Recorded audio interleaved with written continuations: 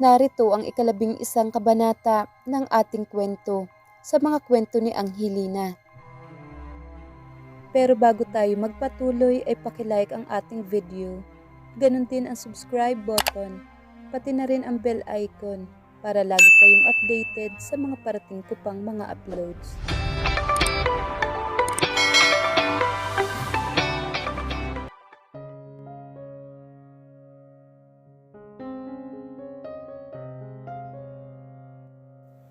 Pagkatapos ni Jacob na magmap ng basang sahig ng kusina, ay agad siyang nagtungo sa kanilang kwarto. He needed to remove his sweatshirt at jeans. Inalis na rin niya ang kanyang sapatos at iniwan na iyon sa laundry area. Kaya barefooted ay naglakad siya sa parquet floors ng bahay. He quickly get inside the shower at mabilis niyang hinubad ang kanyang wet clothes. He blasted the shower and quickly rinsed his body under the warm water spray. The water rinsed that somehow sticky feeling that he felt from his clothes. Dahil na rin siguro sa pagod niya, kaya ganun ang pakiramdam niya. Naisip niyang puntahan si na Royal, but he already texted her na he's not feeling well. At napangiti pa siya nang maalala ang text ng asawa sa kanya. Magpahinga ka muna, huwag mong pagurin ang sarili mo. Sa susunod na punta mo rito, kasama mo na kami pauwi. I love you, ang text sa kanya ni Royal. Parang nawala na yata ang sakit niya at gusto na niyang sunduin ang mag-iina niya. Ang excited na sabi niya sa sarili. Tinapis na niya ang towel sa kanyang baywang at lumabas siya ng kwarto. Yap, he's going to get his family now. Pinuksan na niya ang kanyang drawer at kumuha siya ng boxers at closet para kumuha ng jeans at shirt nang may kumatok sa pinto ng kanyang kwarto. Now, what? Ang bulong ni Jacob. Yes, ang tanong niya mula sa kabilang side ng pintuan. Jacob, may ipapakisuyo lang ako sa'yo. Ang sagot ni Cynthia mula sa labas. Can it wait? Ang sagot niya. He has to be decent first. Ang sabi niya sa sarili. I don't think so. Ang sagot naman ni Cynthia. Jacob sighed at binuksan ang pinto at bumungad sa kanya si Cynthia na nakatayo sa labas ng pinto, still clad on her wet job dress na halos mahulog na ang top dahil sa basa ito. What? Ang tanong niya.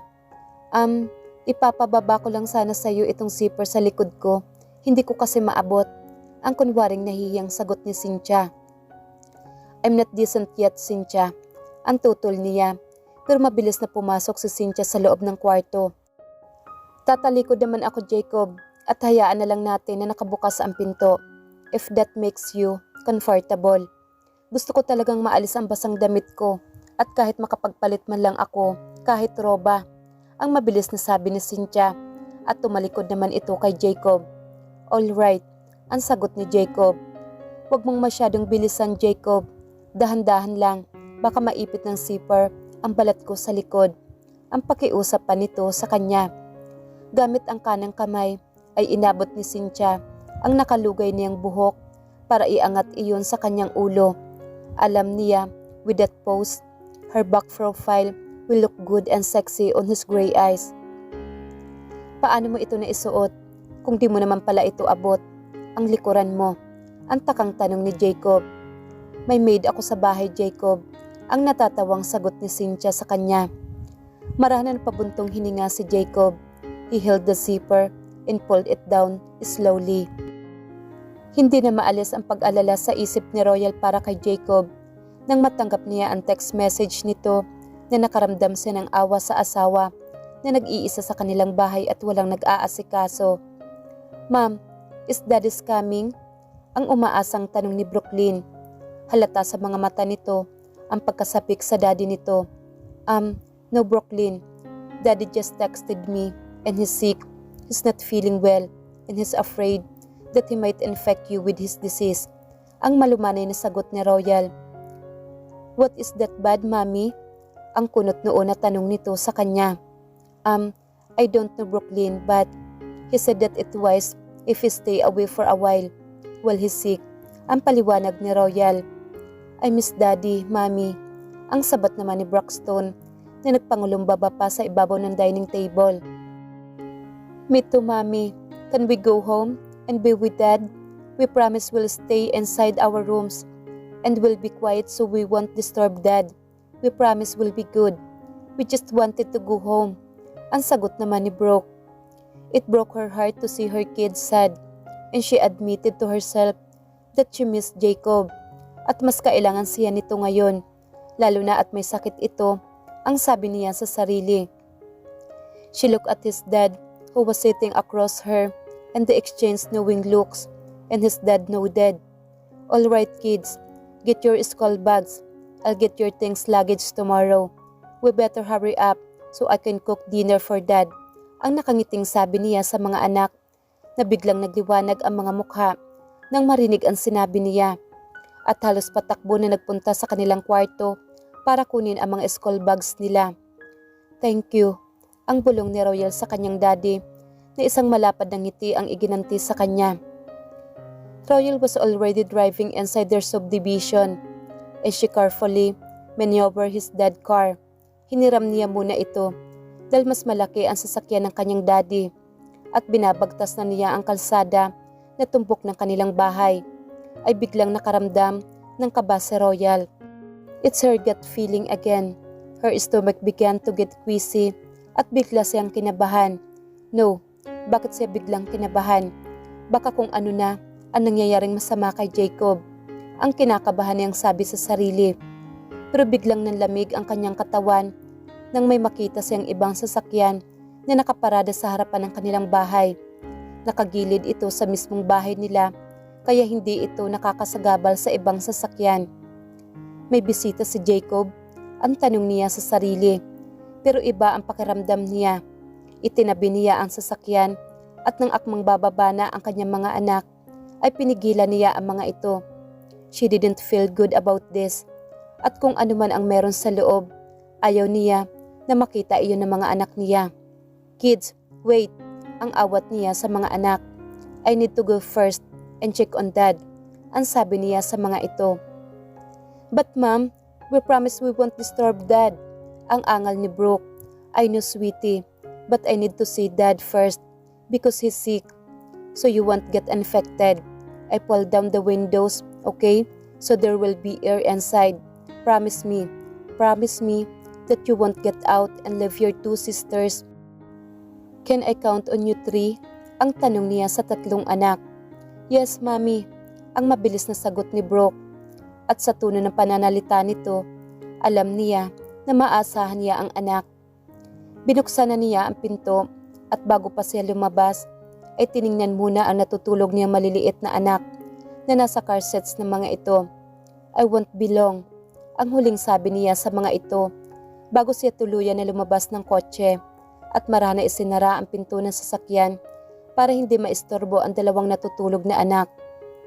She inserted her key sa maliit na gate na daanan ng mga tao. Hindi niya alam kung bakit ang lakas ng lagabog ng kanyang dibdib. Kinakabahan siya at hindi niya rin alam kung bakit maingat at tahimik ang bawat hakbang niya, para bang may misyon siya na dapat niyang mahuli sa loob ng kanilang bahay. Tahimik niyang binuksan ang front door at tahimik siyang naglakad patungo sa kusina. At nakita nga niya ang 2 champagne flutes at isang champagne bottle. Akala ko ba may sakit siya? Bakit mukhang nakakuha pa ito ng kainuman? Ang galit na sabi ni Royal sa sarili. At lalo pa siyang kinutuban nang binabagtas na niya ang koridor patungo sa kanilang kwarto. At doon na, mas lalong bumilis ang tibok ng puso niya nang marinig niya ang mga boses. "Bakit mo na ito naisuot kung di mo naman pala abot ang likuran mo?" ang narinig niyang sabi ni Jacob.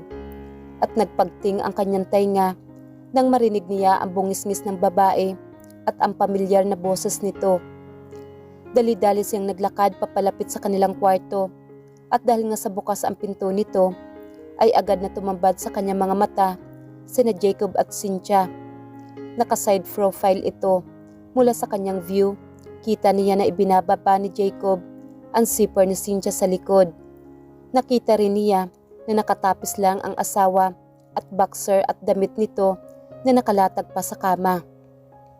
At nang mapansin ni Jacob na may nakatayo sa may pinto, ay nalaki ang mga mata nito nang makita siya. At halos tumakbo ito para sundan siya nang tumakbo na siya paalis. Naabutan siya nito sa may hallway at hinawakan siya sa mga braso at hinila siya nito, pero nagpumigla siya para makawala. "You despicable lying cheat!" ang sigaw ni Royal habang hinihila niya ang kanyang sarili mula sa pagkakahawak ni Jacob. "Royal, makinig ka muna. Mali ang inaakala mo. Wala kaming ginagawa," ang paliwanag ni Jacob. "Bitiwan mo ako, hayop ka!" At pinakawalan ni Royal ang kanyang palad na lumate sa mukha ni Jacob. "I deserve that. Sige, saktan mo ako. Gawin mo sa akin lahat. Pero hayaan mo ako magpaliwanag, Royal, please." Sinipa ni Royal sa alak-alakan si Jacob, kaya nabitawan siya nito. Sakto namang dumaan sa gilid nila si Cynthia at mukhang magtatago pa ito sa loob ng kwarto ng anak. Kaya mas lalong nagalit si Royal. Sa malalaking hakbang ay naabutan niya si Cynthia at sinabunutan ito sa ulo. At hinila kaya napahiyaw at napaatras si Cynthia na walang nagawa kundi isunod ang katawan kay Royal, kundi mabubunot ang lahat ng buhok niya. "Ang kapal mong malandi ka, diyan ka pa sa kwarto ng anak ko," ang galit na sigaw ni Royal. At hinila niya ito, pero pilit siyang pinipigilan ni Jacob. "Royal, wala kaming ginagawang masama. Nagkamali ka lang ng akala, please. Bitawan mo si Cynthia," ang awat ni Jacob. At iwinasiwas ni Royal si Cynthia na panay ang hiyaw sa sakit. At itinulak niya kay Jacob. "Yan, magsama kayong mga ahas," ang galit na sabi ni Royal. "We were going to surprise you. It's good thing na hindi ko pinapasok ang mga anak ko kaagad," ang galit na sabi ni Royal. At tumakbo na siya palabas. Hindi na siya nagawang habulan ni Jacob dahil nakatapis lang siya ng tuwalya. Kaya mabilis siya nagpunta sa kanilang kwarto at doon ay pinuntahan siya ni Cynthia, and she tried to look innocent as possible, like she was a victim in a wrong situation. "Jacob, I'm sorry. Hindi ko sinasadya na magkakaganito," ang kunwaring naiiyak na sabi ni Cynthia. "I didn't mean any harm, Jacob," ang sabi pa nito. Marahas na napabuntong hininga si Jacob while putting on his jeans, ni hindi na niya nagawang isuot pa ang kanyang shirt, at mabilis na siyang lumabas ng kwarto at hinawakan si Cynthia para isama na ito palabas ng bahay. "I know, this was just a mistake. Walang gusto na nangyari. Magpapaliwanag ako kay Royal, but I really need to go now. At kailangan ko maabutan ang mag-iina ko bago pa ito makapasok sa bahay ng daddy niya," ang sagot ni Jacob, at halos hilahin na nito palabas si Cynthia. Nagulat ang daddy ni Royal at si Uno habang nakatayo ang dalawa sa harapan ng gate at nag-uusap nang makita ng mga ito ang sasakyan at panay ang busina ni Royal. Agad na naalarma ang dalawa at mabilis na binuksan ang gate para maipasok ni Royal ang sasakyan, at mabilis din na kilos ni Uno sa pagsara ng garahe.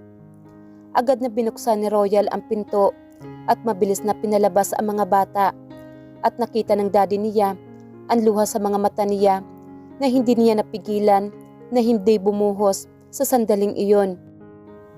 "Manang Rose," ang malakas na tawag ng daddy ni Royal, at mabilis naman na lumapit ang matandang babae na dapat sana ay pauwi na sa bahay nito dahil hindi naman ito stay-in. Pero na makita ng matandang babae ang lumuluhang mga mata niya, ay hindi na ito nagdalawang isip na hindi kunin ang mga anak niya, at alam na agad nito ang gagawin. "Lolo, Mommy is crying," ang naaalarman sabi ni Brooklyn, at kita sa mga mata ng kanyang mga apo ang lubhang pag-aalala. Your mommy just upset," ang sagot ng daddy ni Royal. "Why? Because daddy is sick?" ang tanong nito.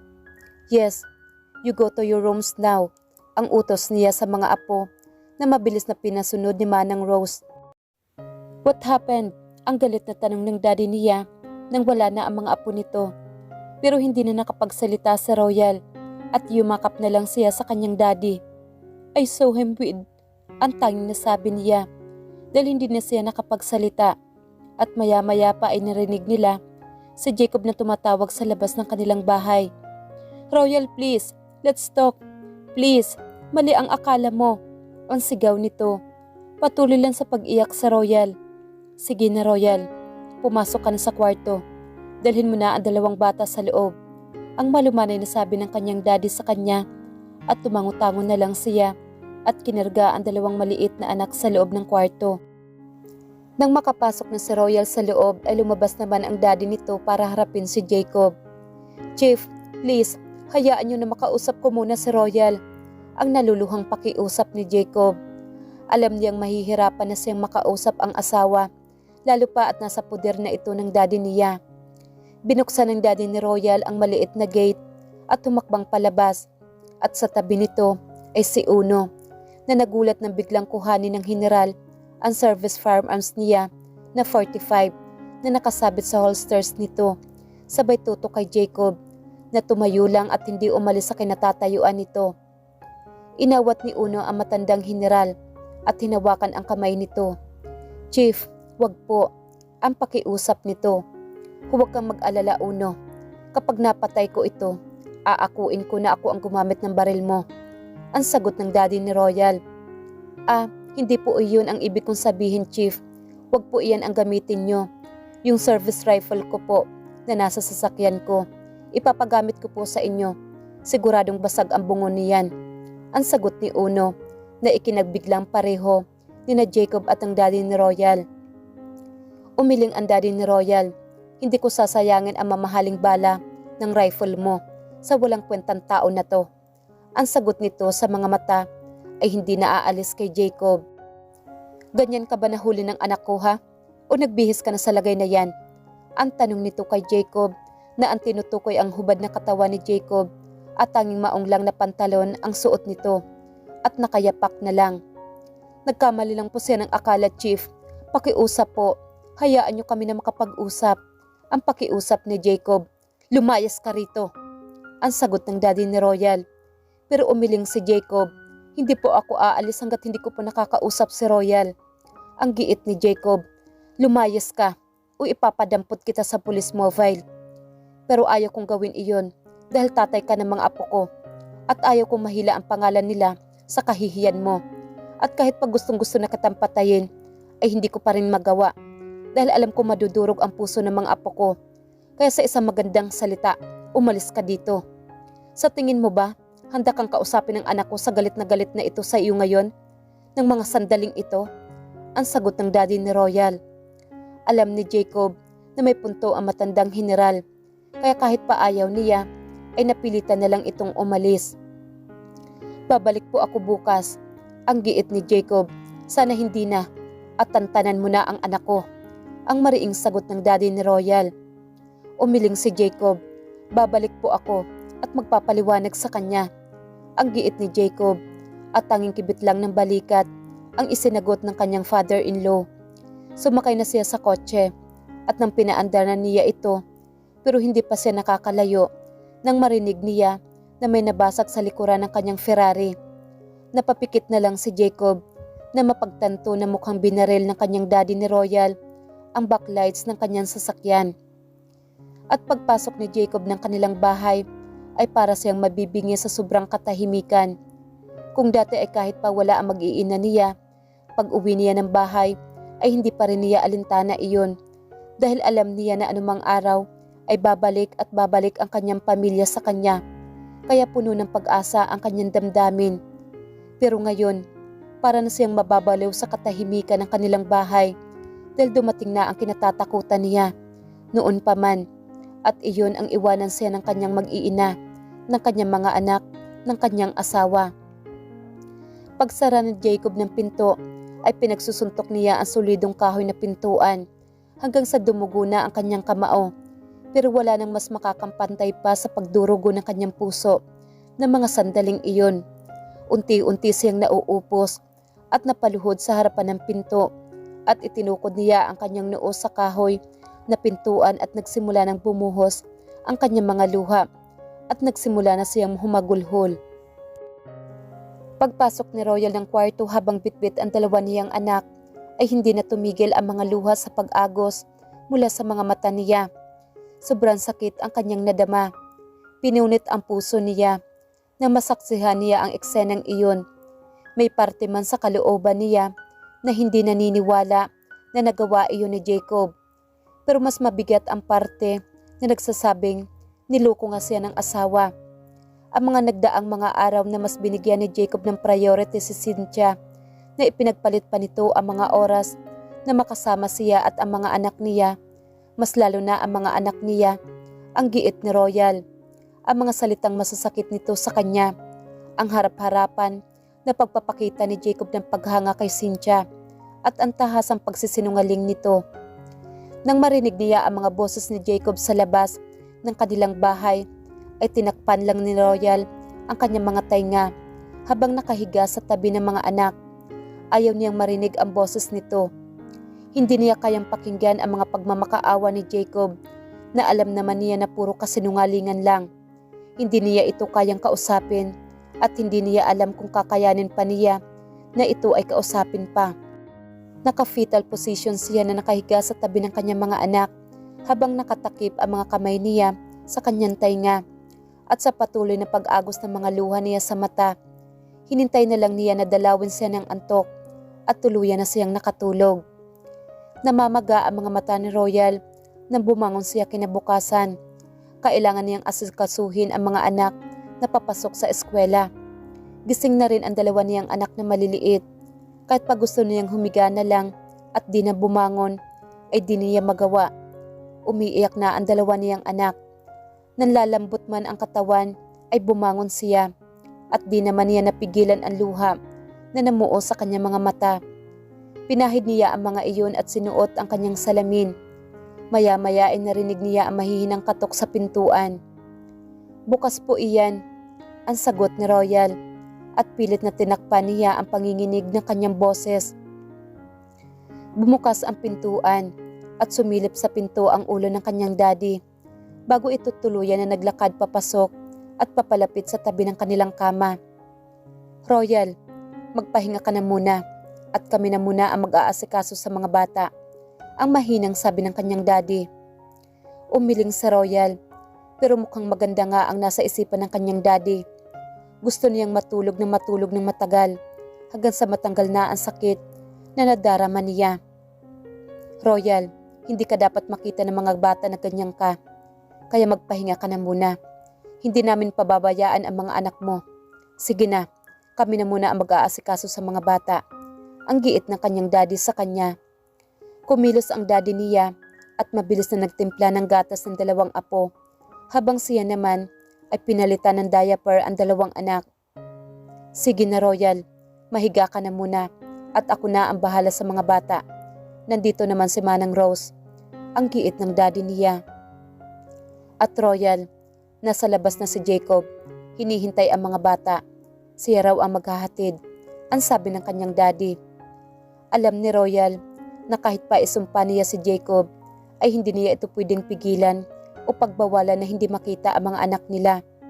At alam din niya na hindi rin kayang pigilan ng mga anak sa kagustuhan ng mga ito na makita ang daddy nila. Hindi niya pwedeng alisin iyon sa mga bata. Hindi niya pwedeng idamay ang damdamin ng mga anak nang dahil sa galit siya sa ama ng mga ito. At alam niya na iyon din ang masasabi ng daddy niya. Alam nating dalawa na hindi natin pwedeng pagbawalan si Jacob na makita ang mga anak ninyo, Royal. At hindi rin pwedeng madamay ang mga bata. Alam naman natin na they adore their father, ang giit ng daddy ni Rhea. Tumango-tango sa Royal at isang mahigpit na yakap na lang ang isinagot niya sa kanyang daddy, na ikinulong siya sa mahigpit na yakap ng mga bisig nito. "Chief, si Royal po. Please, alam ko na napakalaki ng hinihingi ko sa inyo at napaka-imposible. Pero umaasa pa rin ako na makausap si Royal," ang pakiusap ni Jacob. His voice started to quiver. Nagawi ang mga mata ng daddy ni Royal sa nakabandage na kabaon ni Jacob at napasulyap siya sa kanyang mga apo na matiyagan na naghihintay sa loob ng sasakyan para ihatid sila ng kanilang daddy sa school. "Pwede mong dalawin ang mga anak mo, Altamonte. Pwede mo silang ilabas para ipasyal kung gusto mo. Hindi naman pwedeng alisin ang karapatan mo sa mga bata. Kahit pa sa labag sa loob ko na tumapak ka sa pamamahay ko," ang mariing sagot ng matandang general. Pero tigilan mo na ang anak ko.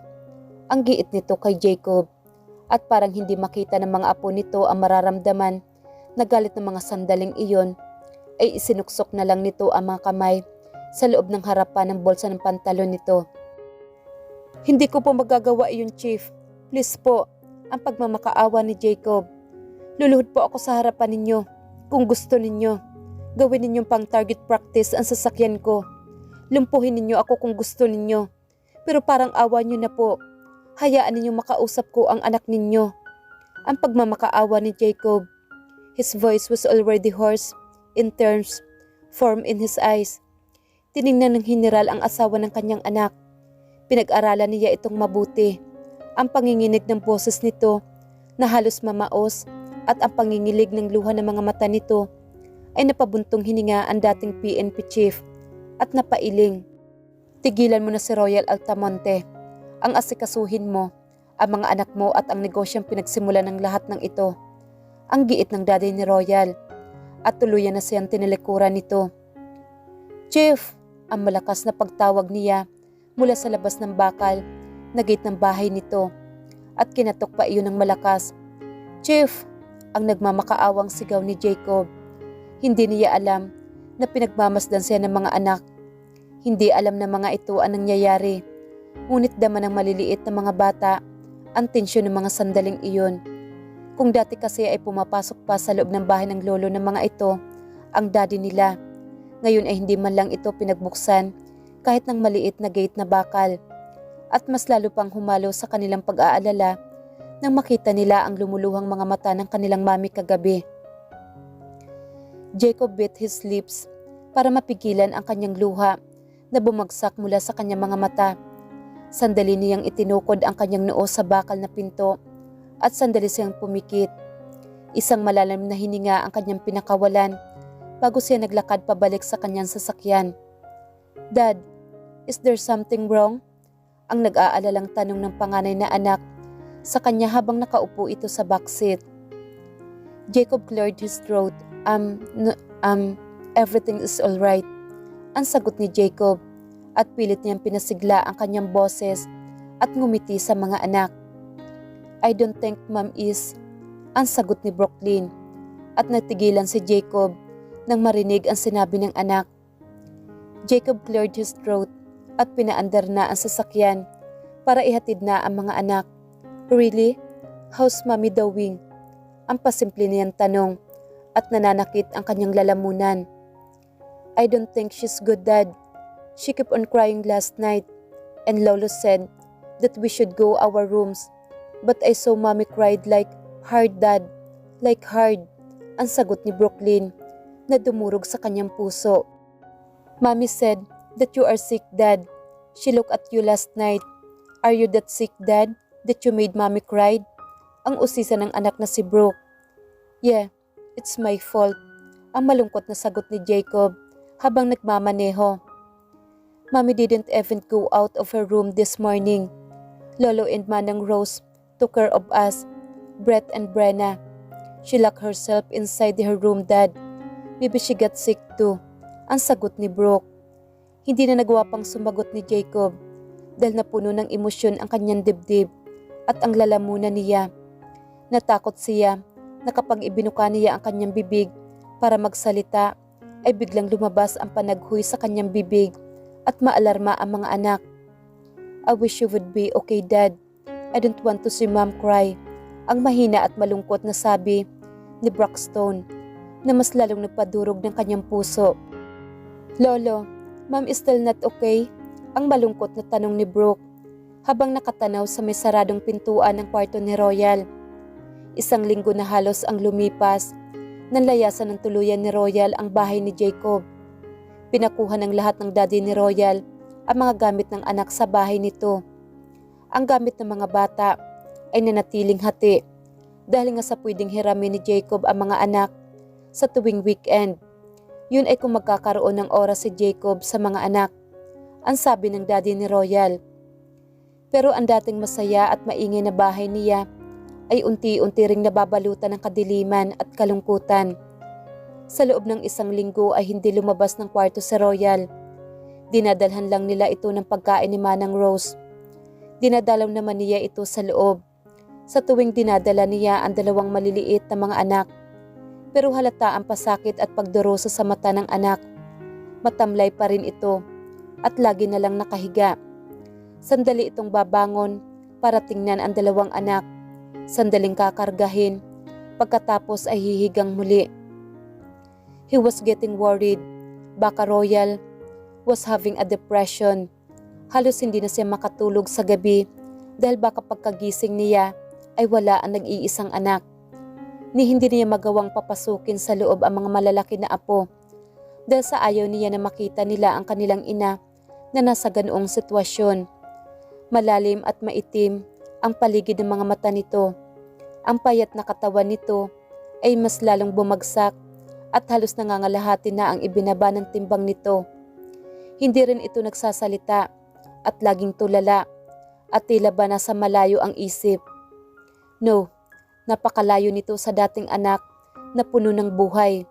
Laging nakangiti, laging nag-aasikaso sa mga anak. Kahit pa noong mga panahon na nagsisimula na maging magulo ang relasyon nito kay Jacob, ay hindi niya ito nakitang hindi nakangiti sa mga anak. At iyon ang gusto ng daddy ni Royal na manatili sa isipan ng mga apo. Ang kanilang mami na puno ng buhay at laging may ngiti sa mga labi. Hindi ang Royal ngayon na tila ba isang zombie. Nilinaw nito ang kanyang lalamunan para sagutin ang apo. Brooke, Mom really sick and I want the 3 of you to always pray for Mommy's health, okay? Ang bili niya sa mga ito. And why was Dad not allowed to get inside, Lolo? Ang tanong naman ni Brooklyn. Naisip ng dating PNP chief si Jacob. Sa loob din ng 1 linggo ay lagi itong naghihintay sa labas ng kanilang bahay. Hindi na niya ito pinapapasok sa loob ng kanyang pamamahay. Sa umaga ay maghihintay ito sa labas para ihatid ang mga bata. Sa tanghali naman ay siya nagsusundo sa mga apo. Sa hapon ay dinadalaw naman ni Uno ang mga bata. Yun lang ang mga panahon na naririnig niya nag-i-enjoy ang mga bata. Tinutulungan din niya ang mga apo sa mga assignments nito. Sa loob din ng 1 linggo ay laging naghihintay sa tapat ng kanilang bahay si Jacob, lalo na sa gabi, pagkagaling nito sa trabaho at pagkatapos na makasama ang mga anak sa labas para makipagbanding sa mga ito. Pagkahatid naman ito sa mga bata, ay nananatili pa rin itong nakaupo sa harapan ng kanilang gate. Nakaupo lang ito at matiyagang naghihintay. Naghihintay ng pagkakataon na pagbigyan siya makapasok sa bahay para makausap ang anak. Your dad can see your mom because he might get infected. Ang sagot na lang niya sa tanong nito. Lolo, you mean Daddy infected Mom and then Mom got sick and now Daddy is okay and Dad can say Mom because he might get sick again because of Mom? Ang mahabang tanong ni Brooklyn. Napakunot na lang ng noo ang kanilang lolo at hindi nito napigilan na mapangiti. You might say that. Ang sagot niya. Then why was Dad yelling last night and he's crying, Lolo? And why was he begging you? Ang usisa ni Brooke na nakakunot na rin ang noo at halata ang pagkabalisa at pagkalito nito. Nagulat ang chief sa sinabi ng apo. Hindi niya inaakala na ganun ka-observant ang apo o sadyang malakas lang ang sigaw ni Jacob kagabi. Because he wanted to see Mommy and Mommy was still sick. Okay? Finish your food. Ang sagot na lang ng daddy ni Royal. Kagabi kasi ay nagdesisyon na siyang ipakuha lahat ng gamit ng anak. Mula sa damit hanggang sa pinakamaliit na abubot ng anak ay ipinakuha niya. Literal na nagpadala siya ng ununiformed policeman from Krami na nagawa ni Uno ng paraan at sa request na din niya ay nagpadala ng SWAT para i-assist ang chief sa pagkuha ng mga gamit ng anak. It was a struggle of course. Halos hindi sila papasukin ni Jacob sa loob ng bahay pero dahil na rin sa binalaan niya ito nakukuha ng search warrant kung hindi sila nito papapasukin ay doon na lang na walang nagawa si Jacob. Of course he thought it through. Lahat ng SWAT ay hindi naka-uniforme at isang van ang dala nila at hindi SWAT ng sasakyan para hindi sila makagawa ng eksena na sisira kay Jacob dahil tatay pa rin ito ng kanyang mga apo. Kung wala lang ang mga apo niya na isinaalang-alang niya ang imahe at kahihiyan ng mga ito, ay baka kung ano na ang nagawa niyang aksyon laban sa kanyang son-in-law. At naalala niya si Jacob habang naghahakot sila ng mga gamit ng anak. Ang mga luhang dumadaloy sa mga mata nito ay hindi na yata mauubos. At nang umalis sila ay sumunod ito sa kanilang bahay at dito ay naghuhumiyaw ng pagdurusa si Jacob at pagmamakaawa.